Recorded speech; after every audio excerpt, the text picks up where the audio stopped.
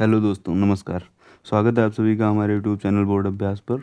जैसा कि हम लोग पिछले वीडियो में पढ़ चुके हैं, pair of linear equations in two variables का कॉन्सेप्ट, और उसको कुछ एग्जांपल्स भी किए थे एक दो, है ना। आज उसी के पीवाईक्यूज़ करेंगे और कुछ इंपॉर्टेंट क्वेश्चंस करेंगे, ठीक है। तो चलिए शुरू करते हैं।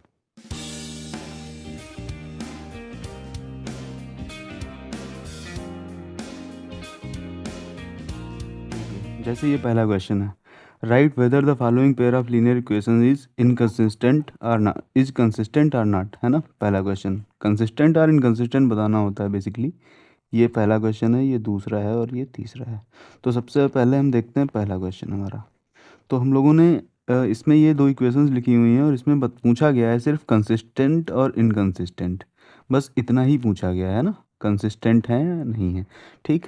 तो देखिए, हम लोगों ने कल कंडीशन पढ़ी थी, मैं एक बार आप लोगों को थोड़ा सा रिवाइज करा देता हूँ। a1x plus b1y plus c1 is equal to 0, a2x plus b2y plus c2 is equal to 0।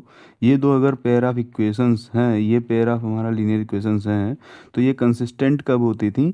जब हमारे इनके सोल्यूशन होते थे। इनके सोल्यूशन होने का मतलब क्या है कि a1 a2 या तो b1 b2 के बराबर ना हो, है ना, और या फिर क्या होता था कि सब बराबर ही हो जाए, a1/a2 is equal to b1/b2 is equal to c1/c2। ये दो केसेस हमारे क्या थे? कंसिस्टेंट के केसेस थे, कंसिस्टेंट के, है ना। अच्छा, इनकंसिस्टेंट का केस क्या था कि यहाँ पे a1/a2 is equal to b1/b2 but वो c1/c2 को इक्वल ना हो, तो वो इनकंसिस्टेंट होता था। ठीक है, तो यहाँ पे हमारे पास इक्वेशंस क्या हैं? x plus Y is equal to 14, x plus Y is equal to 14 और x minus Y is equal to 4। तो यहाँ पे a1/a2 अगर हम देखें तो कितना आ रहा है? यहाँ पे 1 है और यहाँ पे भी 1 है, तो 1/1, मतलब a1 की जगह पे क्या है? 1 है। आप लोग कंपेयर कर लेंगे इन इक्वेशन से, है ना, इसको इससे कंपेयर कर लेंगे तो a1/a2 क्या है? 1/1 हो जाएगा, तो ये 1 हो गया। इसी तरीके से b1/b2 क्या हो जाएगा हमारा? b1/b2 क्या है? b1 तो 1 है लेकिन b2 -1 है, यहाँ पे प्लस साइन लगा हुआ है, तो जब हम b2 को कंपेयर करेंगे, तो जब हम b2 को कंपेयर करेंगे तो वो हमारा क्या आएगा? -1 आएगा, तो -1, तो ये आ गया -1। यहाँ से आप लोग देख पा रहे हैं कि a1/a2 जो है, a1/a2 जो है, ये b1/b2 के इक्वल नहीं है। इसका मतलब हमारा क्या है कि ये इक्वेशंस कैसी हैं? कंसिस्टेंट है। ये हमारा पेयर कैसा है? कंसिस्टेंट है। मतलब इसका क्या होगा? यूनिक सोल्यूशन होगा। हाँ, यहाँ पे जब कंसिस्टेंट होता था, ये पहला केस जो था ये यूनिक सोल्यूशन था, मतलब एक ही सोल्यूशन मिलेगा हमको, और ये जो दूसरा केस था ये इनफाइनाइट सोल्यूशंस के लिए था, इनफाइनाइट सोल्यूशंस, है ना, ये इनफाइनाइट सोल्यूशन के लिए था। ठीक है, तो पहले क्वेश्चन में हमें यही बताना था कंसिस्टेंट, तो ये हमारा कंसिस्टेंट आया है। ठीक। दूसरा क्वेश्चन देखते हैं। दूसरा क्वेश्चन क्या है कि find the number of solutions of the following pair of linear equations. Again हमें क्या करना है? इसी तरीके से जैसे हम लोगों ने ये क्वेश्चन किया हुआ है, ठीक इसी तरीके से करना है। यहाँ पे देखिए ये क्या इक्वेशंस लिखी हुई हैं। दूसरे क्वेश्चन के लिए इक्वेशंस क्या हैं? x plus 2y minus 8 is equal to 0, और दूसरी इक्वेशन हमारी लिखी हुई है 2x plus 4y minus is equal to 16 लिखा हुआ है, तो मैं 16 को इधर भेज देता हूँ ना, तो वो माइनस का 16 इज इक्वल टू 0। ठीक है, अब देख लेते हैं इसमें a1 a2 क्या है हमारा। मैं आपको इसमें लिख के दिखा देता हूँ a1 a2 की वैल्यू। a1 कितना है हमारा? 1 है, और b1 कितना है हमारा? यहाँ पे 2 है, और c1 कितना है? माइनस का 8 है। वही a1x plus b1y plus c1 से कंपेयर करने पर, है ना। a2 2 है, और b2 कितना है? 4 है, और C2 कितना है? माइनस का 16 है। ठीक है, तो यहाँ पे क्या हो जाएगा? a1/a2 जब हम देखेंगे तो हमारा कितना हो जाएगा? 1/2, और b1/b2 कितना हो जाएगा? b1/b2 वो हो जाएगा हमारा 2/4, तो वो भी 1/2 ही हो जाएगा, वो भी हमारा कितना हो जाएगा? 1/2 हो जाएगा।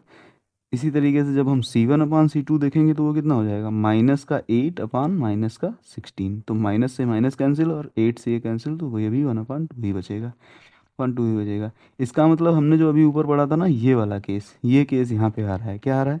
a1/a2 जो है वो b1/b2 के बराबर है, और ये C1/C2 के बराबर भी है, C1/C2 के बराबर भी है।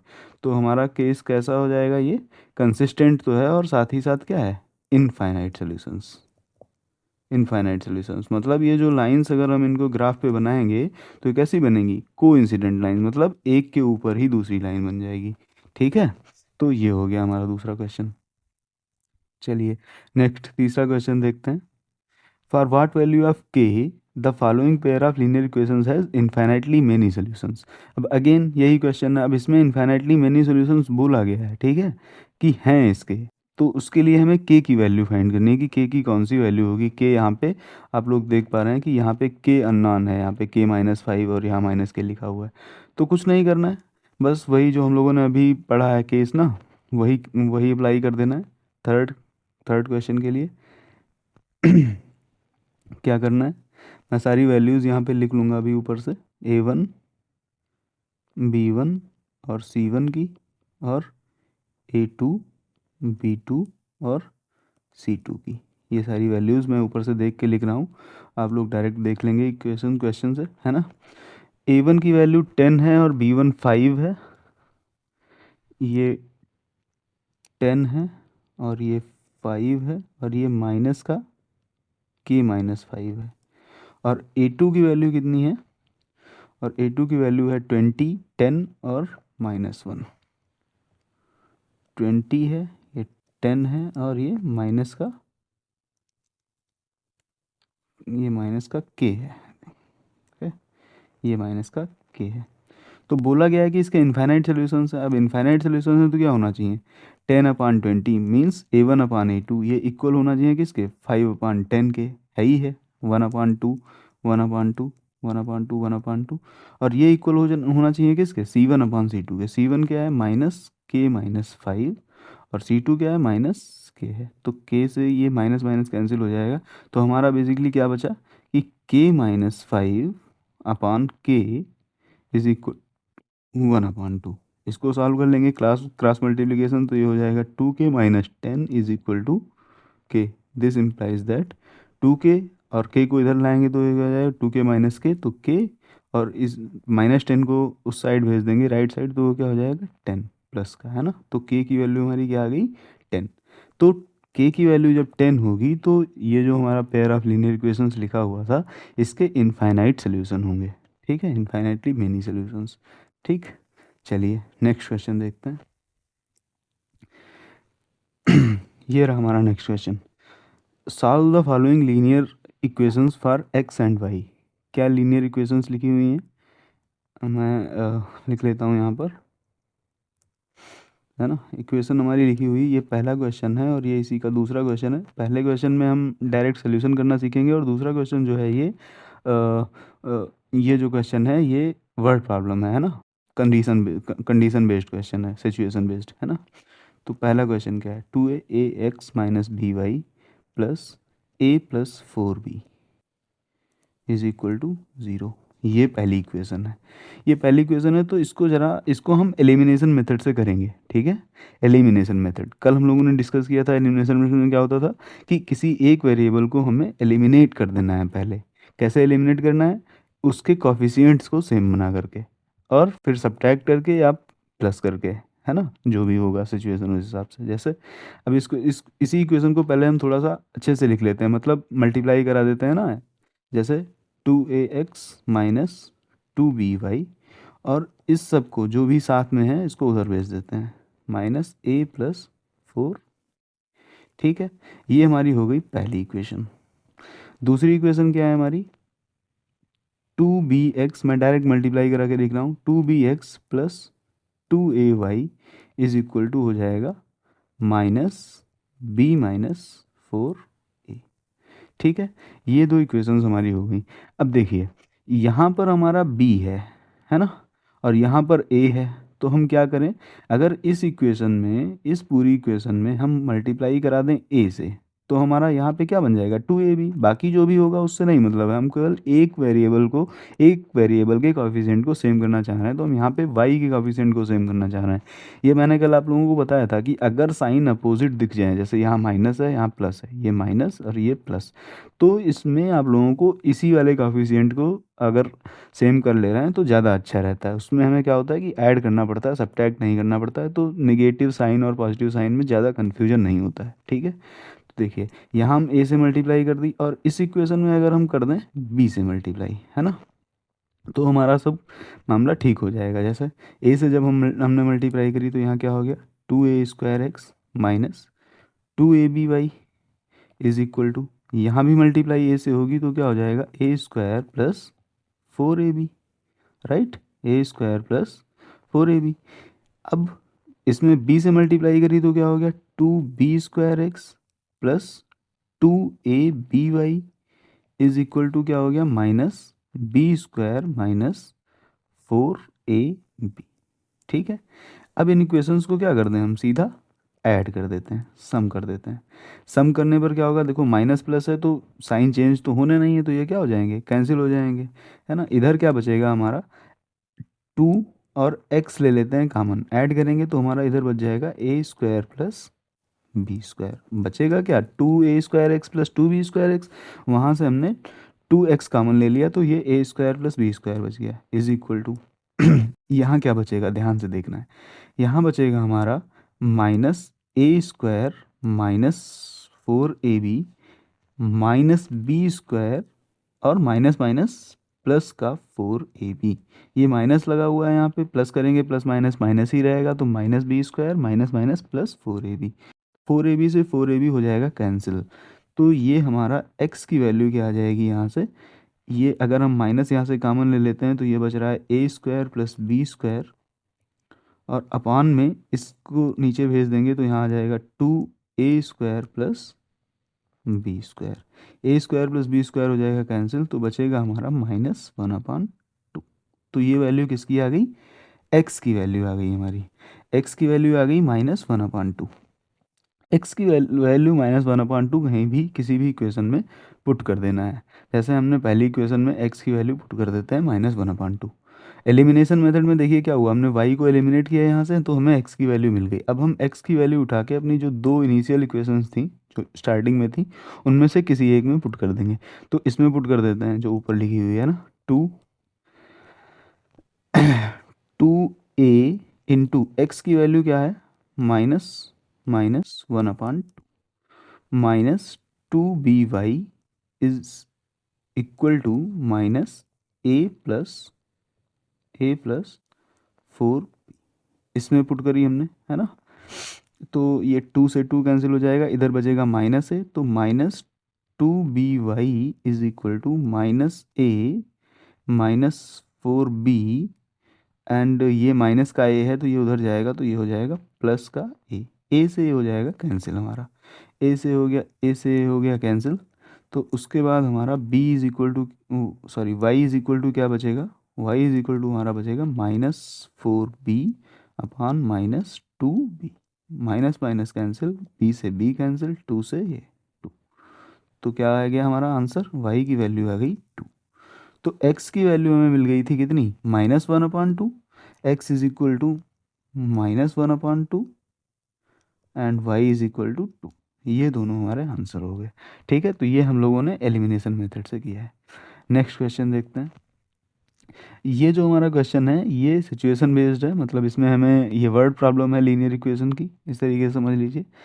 अब देखिए ये क्वेश्चन क्या कह रहा है a number consist of 2 digits, किसी नंबर में 2 डिजिट्स है, मतलब 2 डिजिट का कोई भी नंबर है। When the number is divided by the sum of its digit, when the number is divided by sum of its digits, the quotient is 7. If 27 is subtracted from the number, the digits interchange their places. Find the number. ठीक है, चलिए question समझते हैं, equation बनाने की कोशिश करते हैं। ठीक है, तो मैं एक काम करता हूँ, अच्छा ठीक है। A number consist of 2 digits when the number is divided by the sum of its digits, ठीक है, तो सबसे पहले तो मैं आप लोगों को बताता हूँ कि 2 डिजिट का नंबर जब हम लेते हैं, है ना, जब हम लेट करते हैं 2 डिजिट का नंबर, तो वो क्या होता है, कैसे करते हैं, उस चीज़ को थोड़ा सा समझना है। देखिए, कोई भी 2 डिजिट का नंबर आप लोग लिख लीजिए, जैसे मैंने यहाँ पे लिख लिया 12, ठीक है, तो 12 को हम लोग क्या लिख सकते हैं, 10 इंटू 1 प्लस, ठीक है। इसका मतलब क्या हुआ कि ये जो यूनिट प्लेस पे नंबर है ये ऐसे ही रहेगा, और जो ये टेंस प्लेस पे है ना उसमें 10 से मल्टीप्लाई हो जाएगी, सिंपल सी बात है ना। तो 10 इंटू 1 प्लस 2। अगर 32 लिखा हुआ है तो उसको हम क्या लिख लेंगे, 10 इंटू 3 प्लस 2, है ना। तो अगर सपोज हमारे पास कोई 2 डिजिट का नंबर एक्स वाई है, एक्स उसकी टेंस डिजिट है और वाई यूनिट डिजिट है, तो इसको हम क्या लिख सकते हैं, 10x प्लस वाई, ठीक है। तो जब भी हम नंबर नंबर कंसीडर करेंगे, let number be x y, और it can be written as r 10x plus y, ठीक है। ये हमारा नंबर हो जाएगा, ये 2 डिजिट का ही नंबर होगा, अभी मैंने बताया कैसे होगा, ठीक है। तो ये नंबर तो हमारा हो गया 10x प्लस वाई। अब क्या कह रहा है कि जब हम इसको डिवाइड कर देते हैं, when the number is divided by the sum of its digits the quotient is 7। जब हम इसको सम ऑफ डिजिट्स से डिवाइड करते हैं, मींस सम ऑफ डिजिट्स का मतलब क्या है कि डिजिट्स इसमें कितनी हैं, दो ही डिजिट्स हैं, कौन कौन सी, एक्स और वाई। तो जब हम 10x प्लस वाई को डिवाइड करते हैं एक्स प्लस वाई से, सम ऑफ डिजिट्स से, तो हमें कोसेंट कितना मिलता है, 7।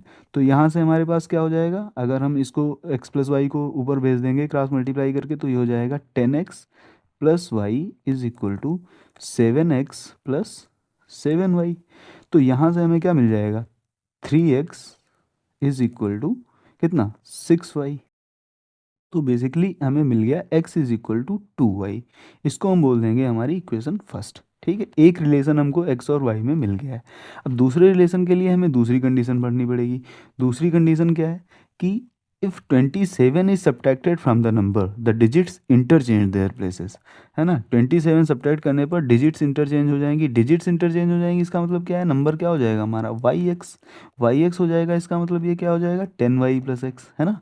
तो जब हम नंबर में से, नंबर हमारा क्या है, 10x प्लस वाई, और उसमें से हम क्या सब्ट्रैक्ट कर दें, 27, तो हमें क्या मिल जा रहा है, डिजिट्स इंटरचेंज होके नंबर मिल जा रहा है, मतलब हमें नंबर मिल जाएगा 10y प्लस एक्स, राइट। आप लोग समझ रहे हैं ना कि डिजिट्स को चेंज किया तो क्या हो गया, टेंस प्लेस पे y आ गया, तो 10y प्लस एक्स, है ना। तो अगर हम इसी को थोड़ा सा और सिंप्लीफाई करके लिखें, मतलब x को इधर भेज दें, तो ये कितना हो जाएगा, 9x is equal to, Y को उधर भेज दें तो 9y, और 27 को इधर भेज दें तो 27, है ना। अब बस ये दो इक्वेशन हो गई, एक इक्वेशन ये हो गई, या इसको हम थोड़ा सा और लिख लेते हैं, पूरी इक्वेशन को 9 से डिवाइड करा देते हैं, तो ये क्या हो जाएगी, x is equal to Y plus 3, X is equal to Y plus 3, और x की जगह पे क्या पुट कर लें, 2y पुट कर लें इस इक्वेशन में, इक्वेशन 2 और 1 से क्या हो जाएगा, x की जगह पे हमने 2y पुट करा, तो 2y is equal to Y plus 3।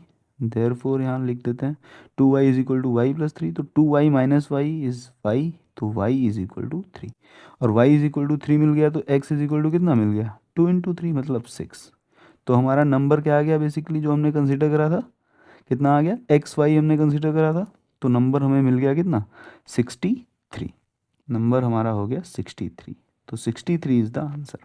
तो आप लोगों को क्या ध्यान रखना है कि जब हम 2 डिजिट का नंबर कंसीडर कर रहे हैं तो हमें बस 10x प्लस वाई लेना है, ठीक है, इस तरीके से, ठीक है। तो चलिए नेक्स्ट क्वेश्चन पे चलते हैं। नेक्स्ट क्वेश्चन हमारा कह रहा है again solve for X and Y, X और वाई के लिए इसको सॉल्व कर देना है। आप लोगों का जो भी मेथड मन हो वो लगा सकते हैं। हम जनरली क्वेश्चंस एलिमिनेशन मेथड से ही करते हैं, जिसमें लिखा नहीं होता है कुछ भी, मतलब कुछ स्पेसिफिकली बोला नहीं गया है कि किस मेथड से करना है, तो उसमें हम अपना एलिमिनेशन मेथड ही लगाते हैं। क्या क्वेश्चन है ये, a x upon b minus b y upon a is equal to a plus b. तो देखिए क्या होना चाहिए इसमें, अब या तो, अब जो दूसरी इक्वेशन लिखी हुई है a x minus b y is equal to 2ab, या तो हम इसको b से डिवाइड करा दें, है ना, इस इक्वेशन को हम क्या करें, इस इक्वेशन को हम b से अगर डिवाइड करा देते हैं तो ये ax अपान b बन जाएगा हमारा, है ना। तो हम ये भी कर सकते हैं, या फिर हम पहले इसमें एलसीएम ले लेते हैं, उसके बाद a से मल्टीप्लाई करा दें, तो दोनों में से कुछ भी हम कर सकते हैं, है ना। तो देखिए मैं क्या करता हूँ, मैं एक काम कर लेता हूँ, या फिर a से डिवाइड करा देते हैं ना, a से b से ही डिवाइड करा देते हैं। चलिए, इसमें तो साइन अलग अलग नहीं है ना, साइन दोनों में ही माइनस के हैं और दोनों ही इधर प्लस के हैं एक्स वाले। तो चलिए कुछ भी कर सकते हैं हम। सपोज़ हमने, चलो सेकेंड इक्वेशन को b से डिवाइड करा देते हैं, ठीक है। A x minus b y is equal to 2ab, ये इक्वेशन है। इसमें हम इस पूरी इक्वेशन को डिवाइड करा देते हैं किससे, b से, है ना। b से डिवाइड कराएंगे तो क्या हो जाएगा, a x upon b minus b y upon B y upon B करेंगे तो वाई वाई बी तो हो जाएगा कैंसिल, तो बचेगा वाई। 2ab अपान बी करेंगे तो हो जाएगा 2a, ठीक है। इसी तरीके से हमने दूसरी इक्वेशन जब लिखी तो a x upon b minus b y upon A is equal to a plus, ठीक है। क्या किया, ये वाली इक्वेशन यहाँ लिख ली, ठीक। अब देखिए क्या किया जाए, जब साइन सेम है, मतलब इसका भी प्लस का साइन है और यहाँ भी प्लस का साइन है, तो क्या किया जाए, सब्ट्रैक्ट करना पड़ेगा। सब्ट्रैक्ट करेंगे तो a x upon b minus a x upon b zero हो जाएगा। अच्छा, माइनस वाई और माइनस माइनस प्लस, तो ये हो जाएगा हमारा minus y plus b y upon a, ठीक है, इज इक्वल टू हमारा हो जाएगा 2a माइनस बी। इसको सब्ट्रैक्ट किया, है ना। यहाँ क्या हो जाएगा, y कॉमन ले लेंगे हम, बचेगा -1 plus B upon A is equal to क्या हो जाएगा इधर 2a माइनस ए माइनस बी, ठीक है, a माइनस बी। फिर अगेन इसका हम एलसीएम ले लेंगे तो इधर से हमारा बचेगा माइनस का a plus B upon A is equal to a minus B, है ना। तो y इज इक्वल टू अगर हम देखें तो क्रॉस मल्टीप्लाई कराएंगे तो a माइनस बी, ए ऊपर चला जाएगा और ये नीचे आ जाएगा। अच्छा, ये माइनस ए प्लस बी है, यहाँ से हम माइनस कॉमन ले लेते हैं तो ये हमारा क्या हो जाएगा, a तो प्लस का हो गया और प्लस b था तो वो माइनस का हो गया, ये हो गया माइनस का, तो ये दोनों हो गए कैंसिल। तो बचा के हमारे पास y is equal to minus a. ये हमारे पास सोल्यूशन एक मिल गया y की वैल्यू, है ना। अब जब y की वैल्यू मिल गई है तो हम y की वैल्यू किसी भी इक्वेशन में पुट कर दें, है ना। जैसे हम सेकंड इक्वेशन में ही पुट कर देते हैं, क्या मिल गई हमें वैल्यू, माइनस का a। तो इक्वेशन क्या थी हमारी, a x minus b y is equal to 2ab, ये थी। यहाँ पे हम y की जगह पे a पुट करते हैं माइनस ए, तो ए एक्स ये क्या हो जाएगा, प्लस का a b, minus a put करेंगे तो प्लस का a b is equal to 2ab। फिर ये क्या हो जाएगा, a x is equal to a b को उधर भेज देंगे तो हमारा 2ab माइनस ए बी हो जाएगा। This implies that X is equal to क्या हो जाएगा, ए अपॉन में जाएगा तो इधर बी हो जाएगा। तो y की वैल्यू हमें मिल गई माइनस ए और x की वैल्यू मिल गई b, ठीक है। तो ये हमने एलिमिनेशन मेथड से किया है, ठीक है। चलिए नेक्स्ट क्वेश्चन देखते हैं। इसमें क्या करना है, इसको हम लोगों को solve the following system of linear equations graphically, graph बनाते हुए सॉल्व करना है, ठीक है। तो ग्राफ हम लोग बनाएंगे आराम से, और side of the region bounded by these lines and the X axis, इन लाइन से और एक्स एक्सिस से also find the ratio of the areas of the triangles formed by the given lines with the X axis and Y axis, ठीक है। तो ये question तो आपके एग्ज़ाम में पूछा जाना नहीं चाहिए क्योंकि अब सिलेबस अपडेट हो गया है। ये क्वेश्चन 2008 में पूछा गया है, ठीक है, कि एरिया कैसे निकालते हैं। फिलहाल मैं आप लोगों को बता दूंगा कि एरिया कैसे निकालेंगे, वो अभी हम लोग ग्राफ पे डिस्कस करेंगे, ठीक है। देखिए, पहले तो ग्राफ बनाना है तो उसके लिए हमें चाहिए क्या, जैसा कल हम लोगों ने डिस्कस किया था थोड़ा सा, कि क्या चाहिए होता है। ये है हमारी 3x plus Y minus 12 is equal to 0, ये एक इक्वेशन है। तो इस इक्वेशन के लिए हमें इस तरीके से बॉक्स बना लेना होता है, चुपचाप से एक बॉक्स बना लेते हैं अच्छा सा, है ना। और जो दूसरी इक्वेशन है हमारी, क्या इक्वेशन है, x minus 3y plus 6 is equal to 0, ये एक इक्वेशन हो गई। अच्छा देखिए, इसमें हम अपने मन से कोई भी एक वैल्यू दे देते हैं। सपोज जैसे मैंने बोला कि y की वैल्यू मैं दे देता हूँ 0, है ना। तो जब हमने यहाँ पे y को 0 पुट करा तो ये क्या हो गया, 3x plus 0 minus 12 is equal to 0। तो यहाँ से x की वैल्यू जो हमें मिल जाएगी वो मिल जाएगी 12/3, मतलब 4 मिल गई। तो हमें वैल्यू कितनी मिल गई, 4 मिल गई। इसी तरीके से जब मैंने x को 0 पुट कर दिया, सपोज एक्स को जीरो पुट कर दिया तो क्या हो गया, पहला जीरो और दूसरा वाई माइनस 12, ये 3 × 0 0 हो जाएगा, Y minus 12 is equal to 0, तो वाई की वैल्यू मिल गई हमें कितनी, 12, है ना, वाई की वैल्यू हमें मिल गई 12। ठीक है, तो एक ये हो गया। अच्छा, इसमें मैं एक दूसरा भी बना लेता हूँ, ये 0 12 ये ग्राफ पे काफ़ी लंबा हो जाना चाहिए, तो इसको मैं थोड़ा सा स्टार्ट कर लेता हूँ। मान लेते हैं एक्स की वैल्यू मैंने ले ली सपोज 2, एक्स की वैल्यू 2 ले ली, तो ये हो जाएगा 3 × 2 6, 6 - 12 -6, तो वाई की वैल्यू क्या हो जाएगी, -6 उधर जाएगा तो 6 हो जाएगा, तो वैल्यू हो गई 2 6। ठीक है, इसी तरीके से यहाँ भी ग्राफ बना लेते हैं। यहाँ क्या है, एक्स वाई, एक्स की वैल्यू जब मैंने जीरो, सॉरी वाई की वैल्यू जब पहले हमने, पहले वाई को ही जीरो ले लेते हैं ना,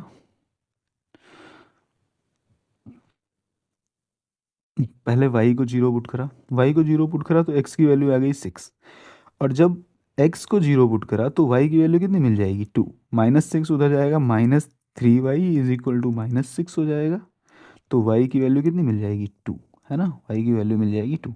ठीक है, तो ये दो पॉइंट हो गए, एक्स को जीरो पुट करा था ना, तो वाई की वैल्यू 2 मिली। ठीक है, हमें क्या चाहिए, हमें दो पॉइंट चाहिए होते हैं, यहाँ पे भी हमने ये दो पॉइंट निकाल लिए थे, इन्हीं दो से काम हो जाना चाहिए, हो जाता, लेकिन हमने एक और देख लिया बस जस्ट। ठीक है, देखते हैं अब इनसे हम ग्राफ बनाते हैं, ग्राफ कैसे बनाएंगे। ठीक है, तो हमारे पास पॉइंट्स क्या है, मैं यहाँ पे लिख लेता हूँ पॉइंट्स, पहली इक्वेशन के लिए और दूसरी इक्वेशन के लिए। पहली इक्वेशन के लिए हमारा पॉइंट है 4, 0 और 0, 12 और 2, 6, ये तीन पॉइंट हैं, इनमें से कोई दो ले लेंगे, तीनों ले सकते हैं, कोई दिक्कत नहीं, लाने आने तो एक ही लाइन पे हैं। और इसके लिए हमारे पास क्या है पॉइंट, 6, 0 और 0, 2। इस पे भी और भी बहुत सारे पॉइंट्स होंगे, सारे मैंने बस एक दो ले लेने, दो ले लेने हैं मिनिमम, है ना, जिससे हमारा बस ग्राफ कंप्लीट हो जाए। ठीक है, चलिए इस पे हमें बनाना है ग्राफ। तो एक हमारी कोई लाइन है ये, सपोज, है ना, ये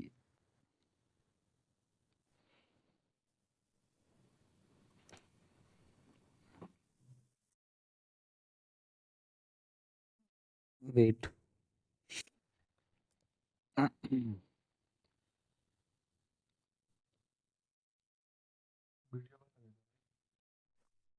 तो ठीक है, इस तरीके से हम लोगों ने इसका एक्स एक्सिस और वाई एक्सिस ड्रा कर लिए। और ये लाइन पहली वाली जो हमारी है, ये जिस पे 4, 0 और 0, 12 2, 6 ये पॉइंट है, ये लाइन ये हो गई है, ये जो हमने इस तरीके से बनाई हुई है, इसको मैं लिख देता हूँ यहाँ पे, ये कौन सी लाइन है, अ, ये कौन सी लाइन थी, 3x + y - 12, तो ये हमारी लाइन है 3x + y - 12 is equal to 0। और ये हमारी दूसरी लाइन है, क्या लाइन है ये, x - 3y + 6, x - 3y + 6 is equal to 0, ये एक लाइन है ना।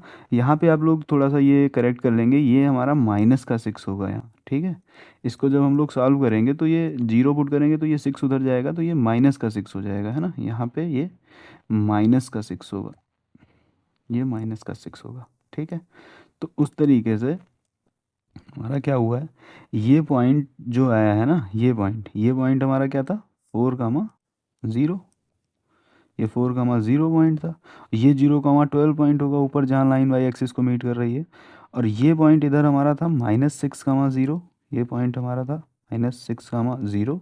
और ये जो और जो ये दूसरा पॉइंट था वाई एक्सिस पे जहाँ कट कर रही थी, ये पॉइंट था हमारा 0, 2।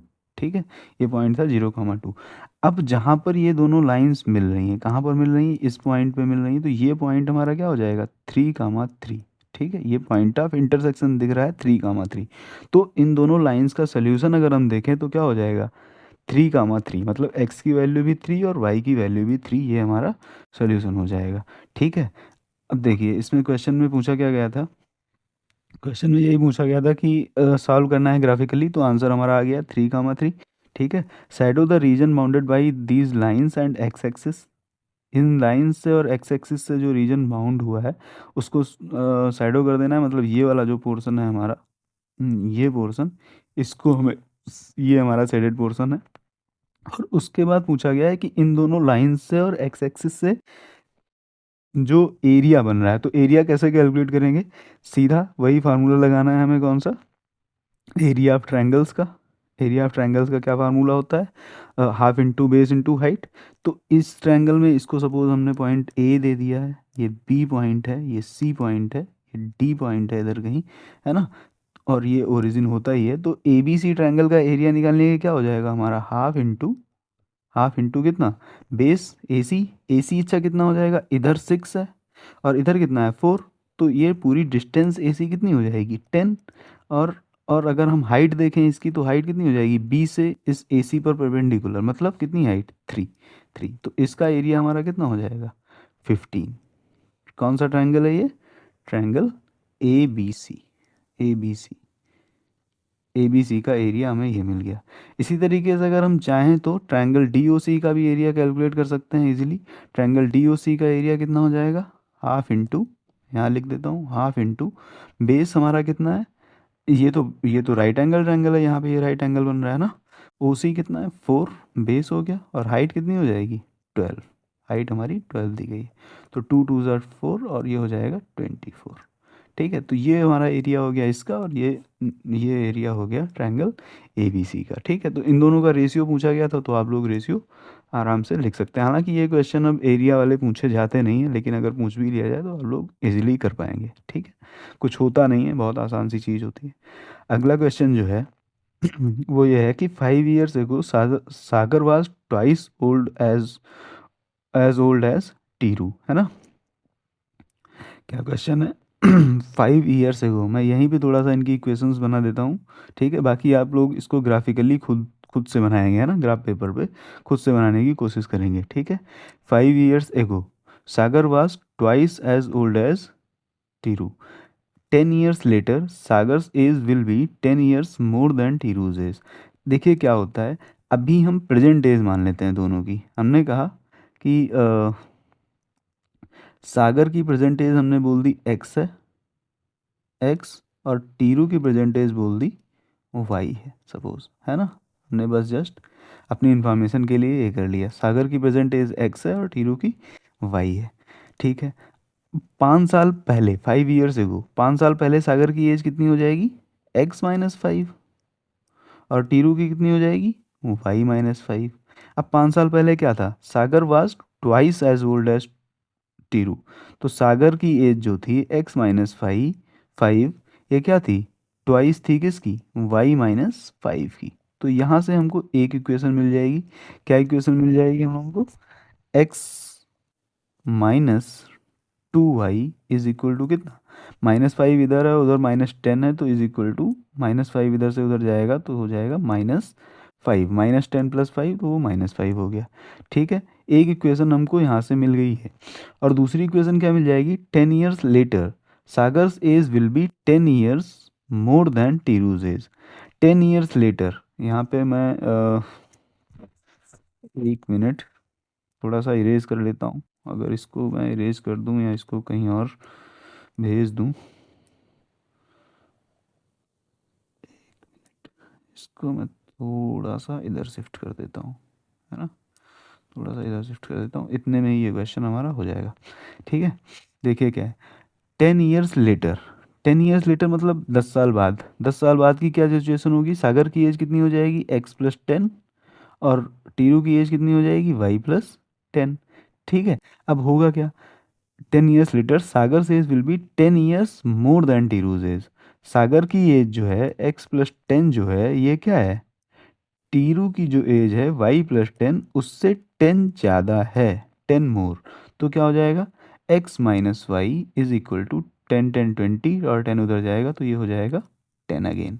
तो दो इक्वेशंस हमारे पास कौन सी बन गई, एक बन गई x-2y इज इक्वल टू 5, और एक इक्वेशन हमारे पास बन गई x-y इज इक्वल टू कितनी 10, x-y इज इक्वल टू 10। तो आप लोग इसको ग्राफ पेपर पे प्लाट कर लेंगे दोनों ही इक्वेशंस को। ठीक है, और उससे फिर जहाँ पर वो लाइंस इंटरसेक्ट करेंगी ये दोनों लाइंस, तो वही हमारा क्या हो जाएगा, सोल्यूशन हो जाएगा। ठीक है, तो इस क्वेश्चन का सोल्यूशन हमने पूरा नहीं किया है, ग्राफ पेपर से करना था, पूरा नहीं किया है। वैसे नॉर्मली अगर करना चाहें एलिमिनेशन मेथड से तो इजीली बहुत आसानी से हो जाएगा। ठीक है, ग्राफ पेपर पे भी आसानी से हो ही जाएगा। ठीक है, तो वो आप लोग खुद से ट्राई करेंगे। ठीक है, तो आज हम लोगों ने इसके कुछ पीवाईक्यूज डिस्कस कर लिए हैं, और जो इम्पोर्टेंट क्वेश्चंस हैं मैंने कोशिश करी है कि हर टाइप का एक एक क्वेश्चन, दो दो क्वेश्चन हो जाएं, है ना। तो ठीक है, आप लोग पढ़ते रहिए, मस्त रहिए, स्वस्थ रहिए, थैंक यू।